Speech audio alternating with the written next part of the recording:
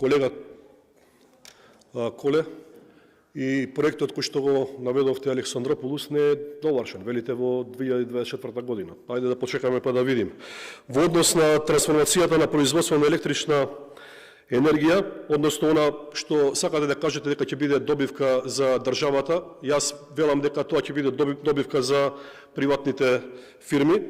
А ако зборуваме за ефикасноста на државата во однос на работењето во енергетиката и како менаџирате со енергетскиот сектор, може да се види преку парите кои што ги одделуваме од буџетот за РЕК Битола или за ЕСМ.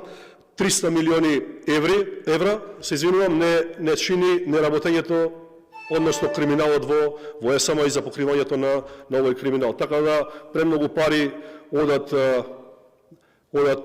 за покривање на неефикасното работење, наместо да бидат наменети за инвестиции во енергетиката. Благодарам.